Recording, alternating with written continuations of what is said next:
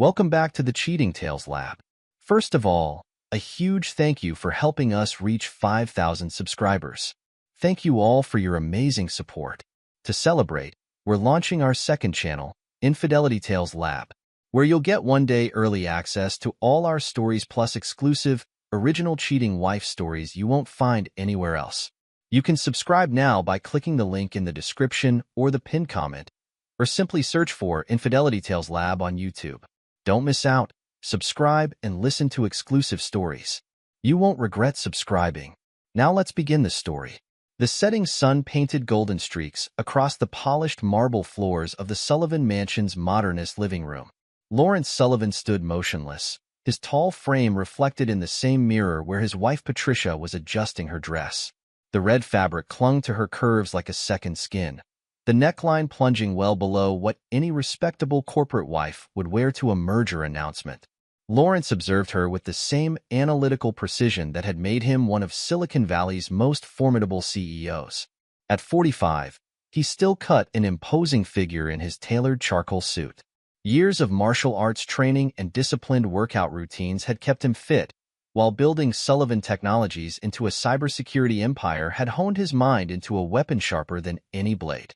"You know how important tonight is," he said, his deep voice carrying the quiet authority that had become his trademark. "The merger announcement requires a certain level of professionalism. That dress sends the wrong message." Patricia's fingers lingered on the fabric, smoothing it over her hips with deliberate slowness. "It's always about your image, isn't it, Lawrence?" She reached for her lipstick, applying another layer of crimson. "God forbid I want to feel beautiful for once. Not everything revolves around Sullivan Technologies." The words hung in the air like poison gas, triggering something in Lawrence's mind. As CEO of the world's leading cybersecurity firm, he'd built his career on detecting patterns. The smallest anomaly could indicate a system breach. Lately, the anomalies in his personal life had been accumulating, unexplained absences that stretched beyond their stated duration. Phone calls that ended abruptly when he entered a room. Personal training sessions that always seemed to run late. Credit card charges from hotels in the city where they lived. New jewelry she claimed to have had for years. Instead of responding to her barb, Lawrence checked his phone. A message from Chris Berger, his head of security, confirmed what he needed to know. His private team was in position.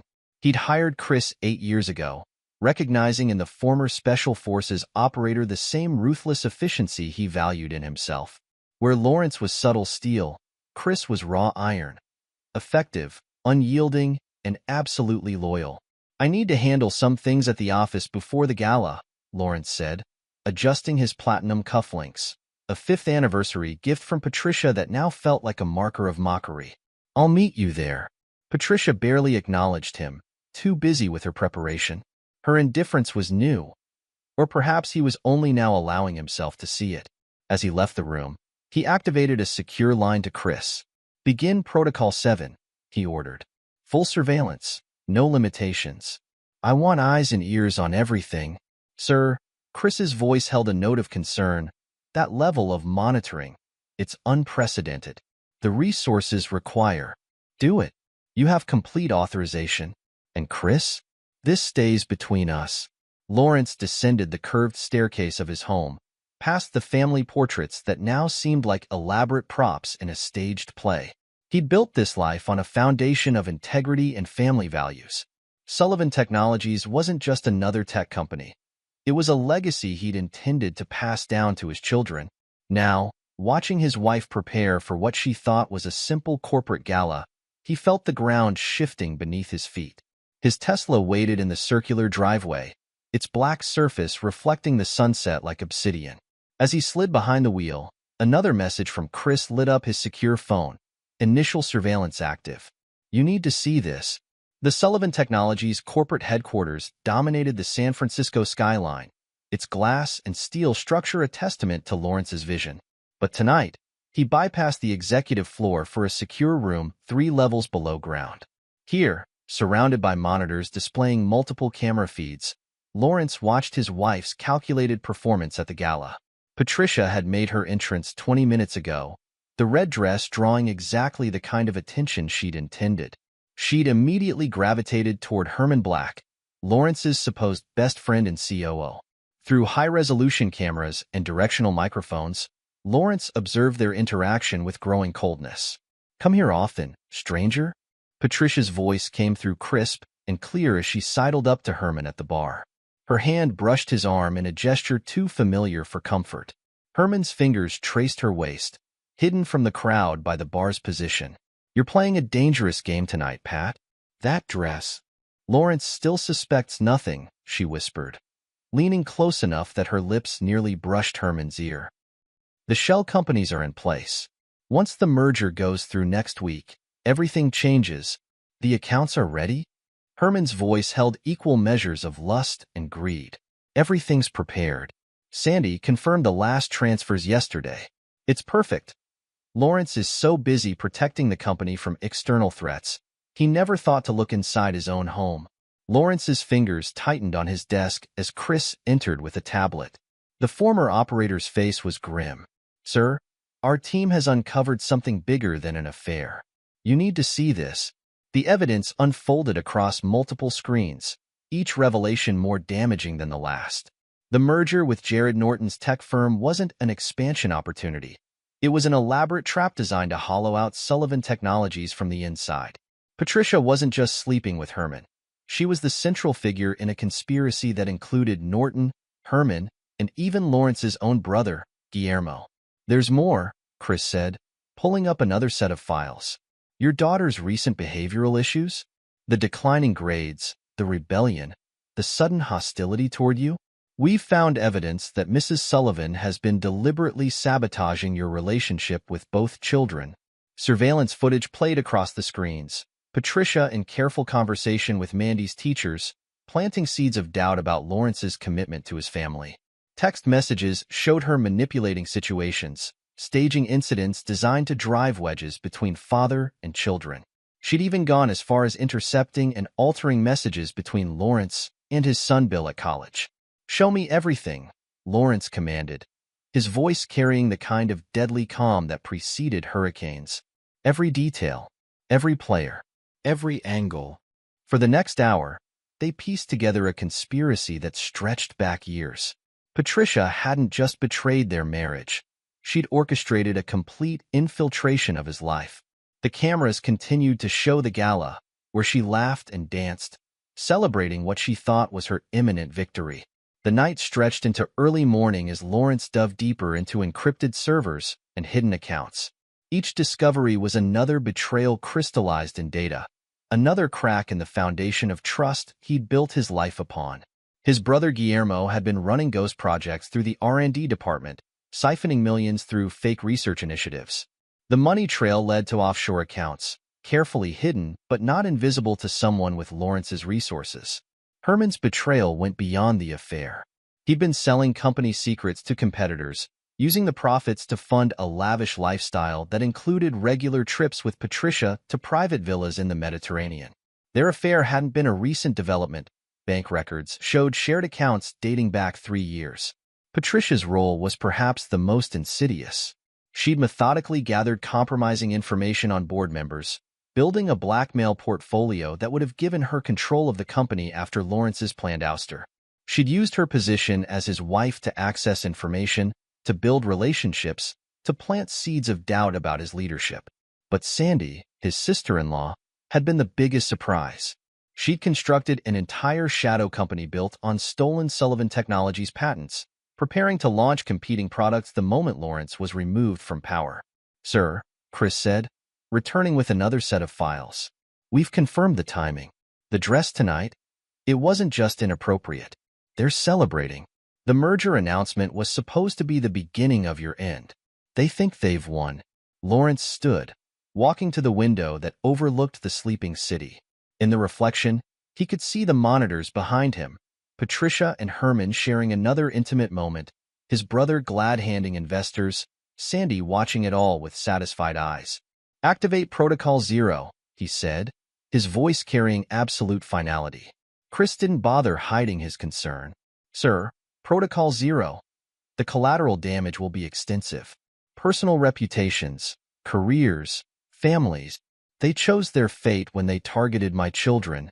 Lawrence turned, his face illuminated by the city lights and the glow of monitors. They didn't just try to steal my company. They tried to steal my legacy. Execute Protocol Zero. Now. Through the cameras, he could still see Patricia laughing with Herman, their hands touching under tables, their confidence complete. They had no idea that Lawrence Sullivan didn't just plan for cyber attacks. He planned for everything. The first phase of Protocol Zero began at midnight. A cascade of encrypted locks on company data, phantom account transfers, and the quiet activation of hidden contract clauses that would trap millions in legal limbo. By the time Patricia danced with Herman to what they thought was their victory song, Lawrence had already seized control of every shell company they'd created. His most trusted assistant, Brooke, worked silently in an adjacent office, gathering evidence and securing his children's futures. Mandy, away at a friend's house, had already been contacted and protected. Bill's college accounts were transferred to secure trusts beyond Patricia's reach. Lawrence watched the final pieces fall into place, remembering Patricia's words from earlier. Maybe I want to feel beautiful for once. She'd never looked uglier to him than she did now, draped over Herman, plotting his destruction. The red dress that had been meant to mark her triumph would instead become the symbol of her downfall. Dawn approached as Lawrence made his final preparations. While Patricia celebrated her imagined victory, divorce papers were being delivered to their home, along with evidence of her crimes carefully distributed to select board members. Lawrence Sullivan, the man she thought she deceived, would be gone. But Lawrence Sullivan, the man who'd built an empire on seeing the patterns others missed, would be very much alive and very, very angry. The night of the gala wouldn't be remembered as the beginning of Lawrence Sullivan's downfall. Instead, it would mark the start of the most meticulously planned revenge in Silicon Valley history. The gala's music pulsed through the grand ballroom of the St. Regis as Lawrence's plan unfolded with mechanical precision. In the building's secure server room, his team of cybersecurity experts executed complex protocols that would seal the conspirators' fate. Lines of code scrolled across screens as company data underwent military-grade encryption, while carefully crafted algorithms began transferring millions into phantom accounts. Through the surveillance feeds, Lawrence watched Patricia twirl in Herman's arms, her red dress a splash of blood against the white marble floor. Neither of them noticed when their phones briefly lost signal, the moment when their access to the shell company's accounts was permanently severed. "Sir, Phase 1 is complete," reported his lead IT specialist. "All offshore accounts have been redirected. The phantom protocols are active." Lawrence nodded, his face illuminated by the blue glow of monitors. "Trigger the contract clauses." Brooke, his executive assistant of 8 years, worked methodically at her station. She'd been gathering evidence for months, having noticed discrepancies in board meeting minutes and irregular patterns in company communications. Now, she was ensuring every piece of documentation was properly secured and backed up on servers that only Lawrence could access. "Mr. Sullivan," Brooke said, looking up from her screen, "Mandy is secure. The security team confirmed she's chosen to leave with you. She's quite angry about what her mother did." A brief flash of emotion crossed Lawrence's face, the only one he'd shown all night. His daughter had inherited his analytical mind. Once presented with evidence of Patricia's manipulation, the altered text messages, the staged conflicts, the deliberate sabotage of father-daughter events, she made her choice with cold clarity. And Bill? The trust is established and funded. His college accounts are secured. He's protected, sir, though he doesn't know everything yet. We thought it best to wait until after his finals. Lawrence turned to Chris, who stood by the door. "Begin Phase 2. While Patricia danced and laughed, believing she was celebrating her impending triumph, Lawrence's team executed a series of precisely timed operations. All company data was locked behind new encryption protocols. Millions in assets were legally transferred through predetermined channels. Hidden contract clauses were activated, giving Lawrence control of the shell companies. Emergency board protocols were initiated, temporarily concentrating power in the CEO position. Surveillance data was secured and backed up to multiple secure locations. By midnight, as Patricia sipped champagne with her co-conspirators, Lawrence had effectively seized control of every asset they thought they'd stolen. The irony of their celebration wasn't lost on him. They were toasting their own destruction. The divorce papers are being delivered now, Brooke confirmed, along with selected evidence packages to specific board members. Lawrence stood, straightening his tie. Distribute the remaining files as planned. It's time.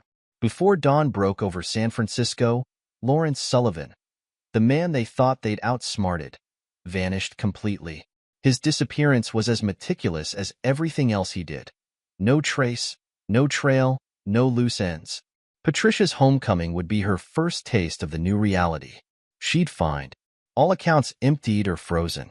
Divorce papers detailing her infidelity and conspiracy. Evidence of her crimes in the hands of key board members. Her access to company resources completely revoked. Her carefully constructed world beginning to crumble. The first cracks appeared at dawn. Herman Black stood in his private office, staring at his computer screen in disbelief. Every offshore account empty. Years of carefully hidden funds, gone. His phone buzzed constantly with alerts. Access denied, transfer failed, account suspended. What the hell is happening? He barked into his phone. All pretense of smooth sophistication gone. Fix this. But there was nothing to fix. The money hadn't been stolen. It had been legally reclaimed through a web of contracts and clauses so complex that his lawyers were already getting headaches. Across town, Guillermo Sullivan watched federal auditors march into his department. They carried boxes of documents, detailed records of every ghost project, every fraudulent transaction, every fake research initiative he'd used to embezzle millions. His attempt to call his sister-in-law Sandy went straight to voicemail. Sandy had problems of her own. Her parallel company, built on stolen Sullivan Technologies patents, faced not just litigation but complete annihilation. Emergency injunctions had frozen her assets. Cease and desist orders arrived by the dozen. Her technical team reported that critical data was simply gone. But it was Jared Norton who broke first. The veteran tech executive recognized a lost cause when he saw one. He reached out to federal investigators with an offer. Evidence of Patricia's involvement in industrial espionage in exchange for immunity. His betrayal was quick, complete, and self-serving, exactly what Lawrence had predicted. Patricia's fall was particularly spectacular. Her society friends, who'd once competed for her attention, now wouldn't return her calls. Claudia Martinez, Lawrence's corporate counsel and a pillar of San Francisco society, led the social exodus. The same people who'd admired Patricia's red dress at the gala now whispered about her disgrace at charity functions. I don't know what you're talking about, Herman declared publicly when asked about their relationship. Mrs. Sullivan was simply another board member's wife. These accusations are ridiculous. He'd thrown her under the bus so fast it left skid marks. Watching him deny their relationship on live television, Patricia finally understood. She'd been played for a fool, not by Lawrence, but by her own co-conspirators. Time became Lawrence's greatest weapon. While his enemies expected immediate destruction, he delivered something far more devastating. Slow, systematic dismantling of their lives. Like a master chess player, he'd set up moves that would play out over years. Guillermo's downfall came first. Over 18 months, Lawrence's algorithms orchestrated what appeared to be a series of unfortunate market crashes. Each one targeted his brother's remaining investments with surgical precision. By the end of year 2, Guillermo Sullivan, once a millionaire executive, was selling his house to cover basic expenses. It's just bad luck, Guillermo told his wife, staring at another margin call notice. The market's volatile, but it wasn't luck. It was Lawrence, operating through layers of shells and proxies, using his brother's own greed against him. Every time Guillermo thought he'd found a safe investment, invisible hands would shift the market just enough to destroy him. Sandy's destruction took longer, but proved more complete. Her company weathered the first wave of patent lawsuits, but then strange things began happening. Critical servers failed at crucial moments. Potential clients received anonymous tips about security vulnerabilities. Mysterious cyber attacks exposed just enough of her stolen technology to scare away investors.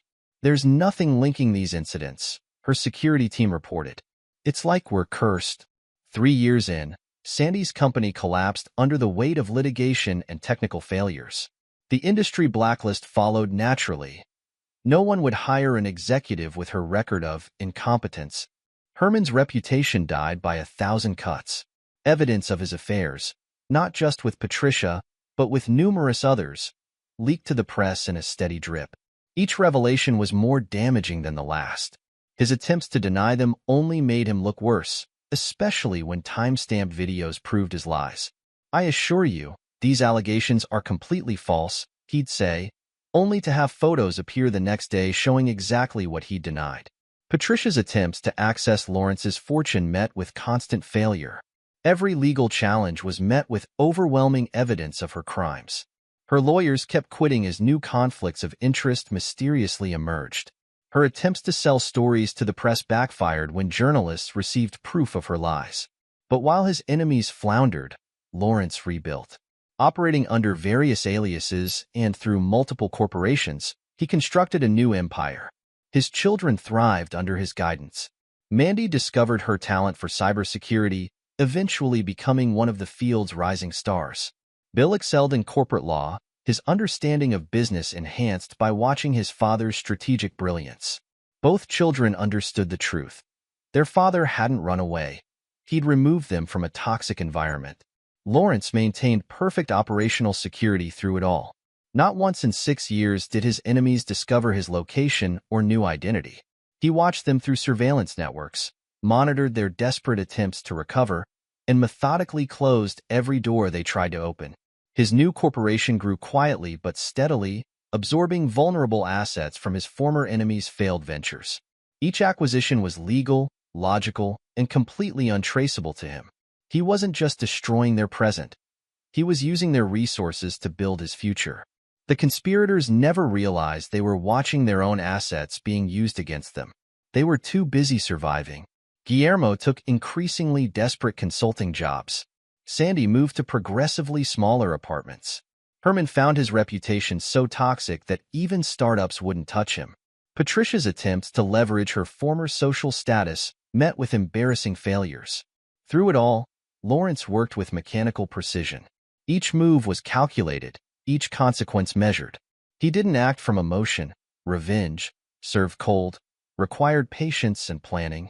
He was building something greater than destruction. A legacy that would prove betrayal never pays. For 6 years, he was a ghost in the machine, an invisible hand of justice. His enemies looked over their shoulders, jumped at shadows, and slowly went mad trying to figure out why everything they touched turned to ash. But Lawrence knew something they didn't. This was just the prelude. The real endgame was still to come. The security cameras caught Patricia's arrival at 9:47 a.m. 6 years had not been kind to her. The designer clothes were gone, replaced by off-the-rack wear that tried too hard to look expensive. Her once perfect hair showed streaks of gray, and her makeup couldn't quite hide the lines of bitterness etched into her face. She clutched the hand of a small boy, 5 years old, dark-haired, with Herman's distinctive nose. The child looked around with nervous curiosity as Patricia approached the front desk of the towering glass building that housed Nova Technologies, Lawrence's new empire built from the ashes of his enemies' ambitions. "I need to see Lawrence Sullivan," Patricia announced, her voice carrying the same entitled tone she'd used at the gala 6 years ago. "Tell him his wife is here." The receptionist, already briefed for this moment, replied with practiced neutrality. "I'm sorry, ma'am. There's no Lawrence Sullivan here." "Ex-wife," Patricia corrected, fumbling in her purse. "And I know he's here. This building, this company, it's all his. The boy, he needs to meet his father." Security cameras tracked their movement through the lobby. In his office 60 floors above, Lawrence watched the scene unfold on his monitors. DNA test results were already open on his tablet. Tests he'd arranged months ago through his surveillance network. The boy's genetic profile was displayed next to Herman's, a 99.9% match. "She's getting desperate," Chris observed from his position by the door. "Trying to claim paternity after 6 years?" Lawrence's lips curved slightly. "Herman knows about the boy. He abandoned them both 3 years ago. My sources confirmed he's been dodging child support through shell companies. The trust you set up for the kid has been covering their basic needs," Chris added, "though Patricia's been neglecting him despite the support." We have documentation of missed doctor's appointments, unexplained absences from school. Lawrence nodded. Everything was proceeding exactly as he'd predicted. Patricia's attempt to leverage a non-existent paternity claim would become yet another weapon in his arsenal. "Sir," his assistant's voice came through the intercom. "Mrs. Black is becoming insistent." Lawrence pressed a button, and security footage showed Patricia growing increasingly agitated in the lobby. "You tell Lawrence that Thomas is his son," she demanded, her voice rising. "We were together that last night before he disappeared. He has responsibilities." The boy, Thomas, shrank away from his mother's outburst, displaying a practiced familiarity with her episodes. Lawrence's surveillance had documented dozens of similar scenes. Patricia's public meltdowns, her neglect of the child, her attempts to use him as leverage against both Herman and Lawrence. "Show them up," Lawrence commanded. "It's time to end this particular charade." 10 minutes later, Patricia burst into his office, dragging Thomas behind her. She froze at the sight of Lawrence behind his desk, looking barely a day older than when he'd vanished. Success had preserved him, while failure had ravaged her. "You've been here all along," she whispered. "Right under our noses." "Sit down, Patricia," Lawrence said calmly. "We need to discuss Thomas's future. Specifically, why you've been neglecting the child support payments Herman's sister Ronnie sends for him." Patricia's face went white. "How did you?" "I've been watching. I've watched you waste the support money on failed get-rich-quick schemes. I've documented every missed parent-teacher conference, every skipped medical checkup, every time you left him alone while you chased dead-end leads trying to find my fortune." He turned his tablet around, showing her the DNA results. "Thomas isn't mine, Patricia. But unlike his actual father, I've been ensuring he has food, shelter, and education through the trust one established. The same trust you've been misappropriating. You can't prove." "I can prove everything." Lawrence pressed a button, and screens around the office lit up with surveillance footage, financial records, and medical reports. "The question is, what happens next?"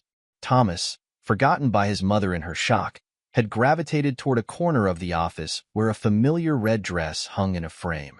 He stared at it with innocent curiosity while his mother's last desperate gambit crumbled around him. 1 week later, 5 separate town cars arrived at Nova Technologies headquarters. Each carried a passenger who'd received an invitation they couldn't refuse. Herman Black emerged first, his designer suit a cheap knockoff of his former wardrobe. Bankruptcy had left him desperate enough to walk into what he suspected was a trap. Guillermo Sullivan followed, wearing the uniform of the security company where he now worked as a middle manager. 6 years of orchestrated financial disasters had stripped him of everything except his bitter resentment. Sandy stepped out next, clutching a briefcase containing legal papers about her pending criminal charges. Her once confident stride had been replaced by nervous glances over her shoulder. Jared Norton arrived fourth, his immunity deal crumbling under the weight of new evidence. His usual swagger was gone, replaced by the haunted look of a man watching his carefully constructed lies unravel. Patricia entered last, still reeling from her failed paternity gambit. She'd received custody papers that morning. Herman's sister Ronnie was suing for custody of Thomas, backed by extensive evidence of neglect. The lobby directory listed their destination as Conference Room A, Special Board Meeting. None of them noticed that each guard, each receptionist, each person they passed had been specifically chosen for this day. Lawrence watched their approach on his monitors. Beside him stood his inner circle, each prepared for their role. Mandy, now 24, had grown into a formidable cybersecurity expert. Her tablets displayed years of surveillance data on her mother's activities. Bill, fresh from law school, carried files documenting every aspect of Guillermo's crimes. His uncle's betrayal had shaped his understanding of corporate law. Brooke, promoted to COO, held evidence of Sandy's corporate espionage, every stolen patent, every secret deal, every hidden transaction. Chris maintained his position by the door, ready to present proof of Herman's multiple betrayals. Claudia Martinez, corporate counsel extraordinaire, stood ready with documentation of their collective conspiracy. The conspirators entered the conference room separately, each trying to avoid eye contact with the others. The room's design was deliberate. a long table with high-backed chairs facing a massive screen, currently dark. "Please, be seated," a familiar voice commanded from hidden speakers. The screen lit up, showing Lawrence in his office. But before anyone could react, the conference room's doors opened. Lawrence walked in. The real Lawrence. The screen had been a misdirection, a final reminder of how easily they'd been manipulated. 6 years, he said, taking his place at the head of the table. 6 years of watching you destroy yourselves with your own greed and stupidity. "You bastard." Herman started to rise, but Chris's hand on his shoulder forced him back down. "Interesting choice of words, Herman," Lawrence replied, "especially given how you abandoned your own son." Patricia flinched. Guillermo's security guard uniform suddenly felt too tight. Sandy's fingers trembled on her briefcase.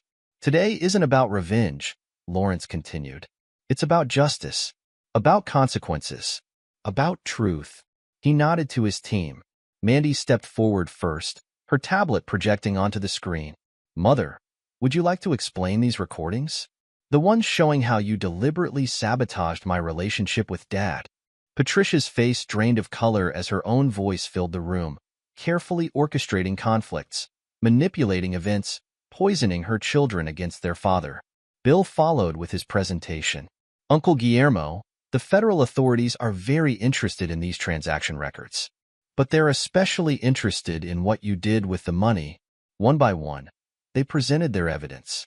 Brooke exposed Sandy's corporate espionage, including emails proving she'd stolen patents before they were even filed. Chris detailed Herman's betrayals, complete with surveillance footage of meetings with competitors. Claudia presented proof of their collective conspiracy, revealing how each person's actions connected to create a complete picture of betrayal. But it was Lawrence's final revelation that shattered their last hopes. "Your immunity deal, Jared," he said, turning to Norton. "Did you really think I wouldn't find the evidence you held back? The real records of your involvement?" Norton's face went ashen. His immunity deal had been based on full disclosure. The evidence Lawrence now displayed proved he'd lied to federal investigators. The justice Lawrence had orchestrated fell like dominoes, each piece triggering the next with mechanical precision. Herman was the first to break. When faced with Chris's evidence of his corporate fraud, not just the affair with Patricia, but years of selling company secrets, his facade crumbled. "I want to make a deal," he blurted out, earning disgusted looks from his co-conspirators. "The time for deals is over," Lawrence replied. "Federal agents are already processing your involvement in industrial espionage.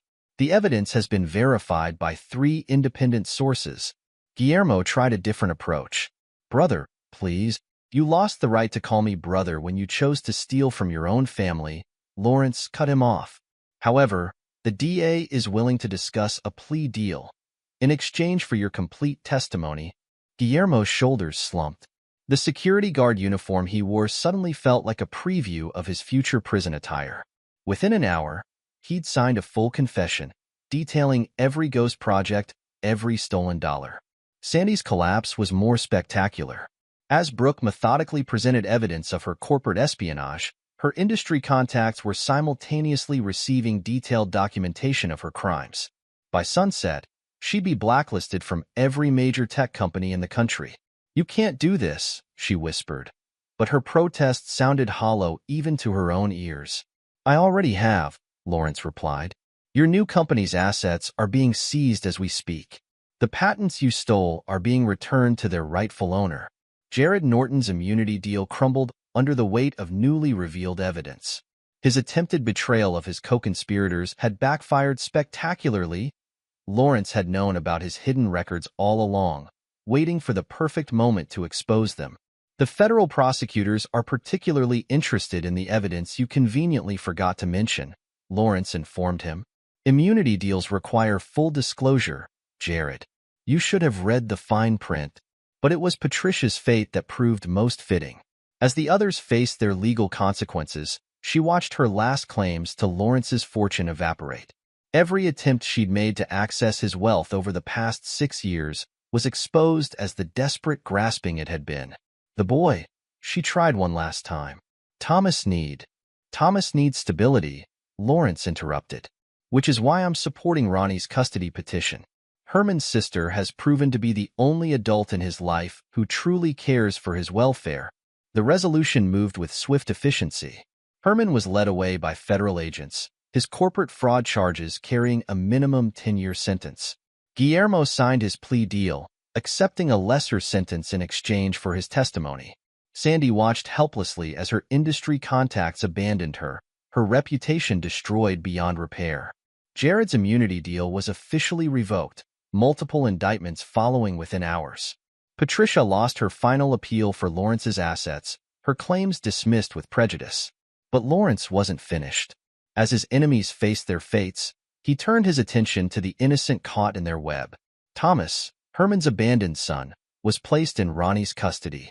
Lawrence ensured the boy would have everything he needed: education, support, and most importantly, stability. The trust he'd established would guarantee Thomas never suffered for his parents' sins. "Your actions forced me to destroy your world," Lawrence told the assembled conspirators. "But unlike you, I protect the innocent. Thomas will have every opportunity you tried to steal from my own children." As security led them away, Lawrence stood at his office window, watching the sun set over his rebuilt empire. Behind him hung the red dress that had started it all, no longer a symbol of betrayal, but a reminder of justice served. 1 year later, Lawrence sat in that same office, surveying what his revenge had built. The company had grown stronger than ever. Mandy headed the cybersecurity division, her insight shaped by watching her father's strategic brilliance. Bill ran the legal department, his understanding of corporate law deepened by documenting his uncle's crimes. Brooke served as COO, her loyalty rewarded with the position she'd earned. Chris directed global security operations, his protectiveness extending to the entire Sullivan empire. Claudia's position as chief corporate counsel was untouchable, her handling of the conspirators' downfall legendary in legal circles. Meanwhile, the conspirators lived with their consequences. Herman served his time in federal prison, his corporate fraud conviction ensuring he'd never work in business again. His attempts to appeal fell flat, each rejection citing the overwhelming evidence against him. Guillermo worked night shifts as a security guard, his plea deal leaving him just enough freedom to survive, but not enough to thrive. His former wealth and status existed only in his bitter memories. Sandy lived in a small apartment on the outskirts of the city, blacklisted from the corporate world she'd once navigated so confidently.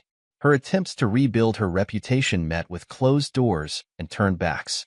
Jared faced multiple indictments, his legal troubles mounting as more evidence of his deception came to light. His immunity deal's collapse had triggered a domino effect of legal consequences.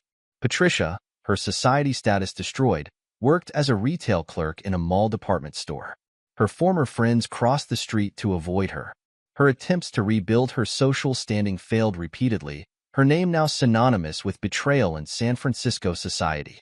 The red dress hung in Lawrence's office, framed behind bulletproof glass, a reminder that justice, properly served, required not just vengeance but wisdom. His new wife, Amanda Troy, who had helped expose the conspiracy's financial threads, understood its significance. Their blended family, including Thomas whom Lawrence mentored from a careful distance, represented his true victory. Revenge, Lawrence had learned, wasn't just about punishment. It was about protecting the innocent and ensuring karma found its true targets. As he watched his family and loyal friends celebrating the company's anniversary, he understood that the best revenge wasn't just destroying his enemies. It was building something stronger from the ashes of their betrayal. The power of patient, calculated response to betrayal had proven absolute. Every character's fate felt earned, every resolution complete, every loyalty rewarded.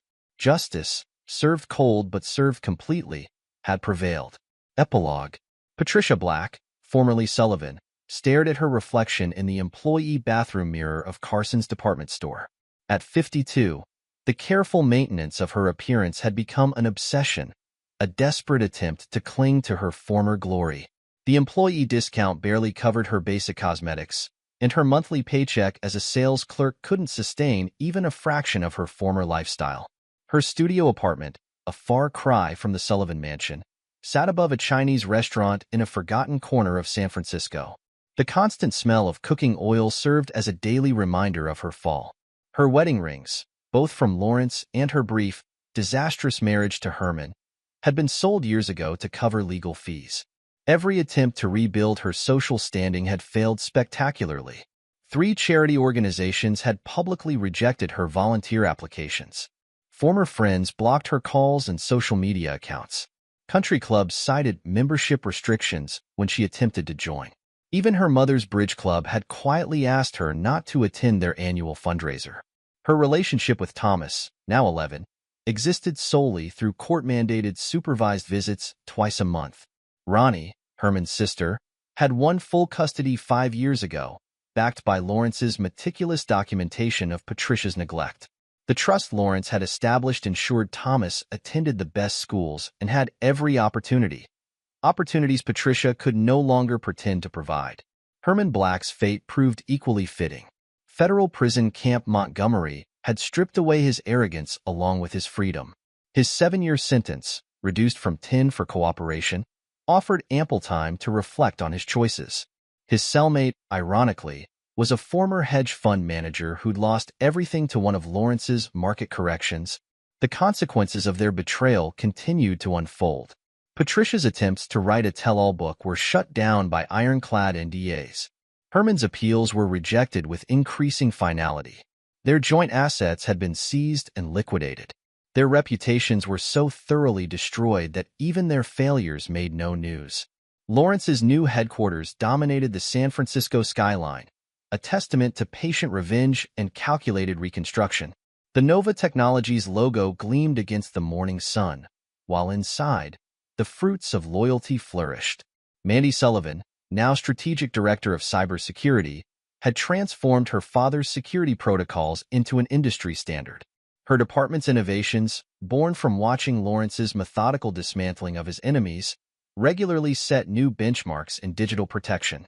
At 29, industry publications already called her the next generation of security evolution. Bill Sullivan's legal department had become legendary for its precision. His understanding of corporate law, shaped by documenting his uncle's downfall, made him uniquely qualified to protect the company's interests.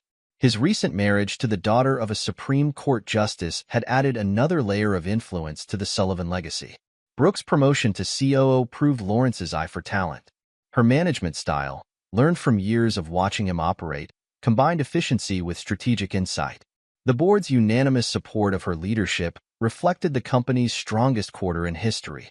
Chris expanded global security into an independent subsidiary, providing specialized services to select clients. His loyalty to Lawrence had been rewarded with partial ownership of the new venture, though he still personally oversaw the Sullivan family's security. Claudia Martinez's position as chief corporate counsel came with a corner office and a view of the Bay. Her handling of the conspirators' downfall had become a case study at leading law schools, though the full details remained sealed. Lawrence's marriage to Amanda Troy brought more than personal happiness. It united 2 powerful families with complementary strengths. Her financial expertise had helped trace the conspiracy's money trails, and her understanding of loss, having lost her first husband to the conspirators' machinations, gave her unique insight into Lawrence's motivations. Their blended family thrived. Amanda's teenage daughters excelled under Mandy's mentorship. Thomas, though not officially part of the family, received carefully structured guidance. The Sullivan name once again represented integrity and innovation. Their regular family dinners became a symbol of victory over betrayal. The company's success exceeded even Lawrence's calculations. Nova Technologies absorbed key markets from competitors, strategic acquisitions strengthened their global position, innovation patents secured their technological lead, stock values tripled under the new leadership. Lawrence maintained discreet surveillance on his former enemies, not from fear or obsession, but as a matter of principle. Their continuing struggles served as data points in his understanding of justice. Patricia's attempts at redemption, failed interviews for better positions, rejected applications for loans, unsuccessful efforts to contact Thomas outside approved visits, declined submissions to society magazines about her sigh. Herman's prison existence, declined requests for parole, failed attempts to publish business insights, rejected appeals for sentence reduction, growing isolation as former contacts abandoned him. The red dress, still framed in Lawrence's office, had acquired almost mythical status among employees. New hires learned quickly not to ask about it directly, but its story, carefully curated versions of it, circulated as a warning about betrayal and a testament to loyalty. Lawrence's revenge hadn't just destroyed his enemies. It had built something greater, a corporate culture that valued loyalty above all, a family strengthened by overcoming betrayal, a legacy secured for generations, a reputation for patient, absolute justice. Thomas, unaware of his full connection to events, was thriving under Ronnie's care. The trust Lawrence established ensured he would have every opportunity to build his own legacy, untainted by his parents' choices. In the end, Lawrence's patient vengeance had transformed betrayal into foundation stones for a stronger future. The conspirators' fate served as a perpetual reminder. Karma comes not as swift lightning, but as the inevitable tide, rising slowly but absolutely, drowning those who mistake patience for weakness. The Sullivan name endured, stronger than ever. While those who had tried to destroy it lived on as cautionary tales, their falls as complete as their betrayal had been profound. Lawrence kept only one photo from his previous marriage, not for sentiment, but for perspective. It showed Patricia in the red dress at the gala, celebrating what she thought was her triumph. Beside it, quarterly reports showed Nova Technologies' continuing dominance, each success another stone in the edifice built from his enemy's destruction. Perfect revenge, Lawrence had learned, wasn't just about destroying enemies. It was about using their destruction to build something they could never taint, never touch, and never comprehend. A legacy of justice served cold, complete, and without regret. This is where our story comes to an end. Share your thoughts in the comment section. Thanks for your time. If you enjoy the story, please subscribe to this channel. Click on the video you see on the screen, and I will see you there.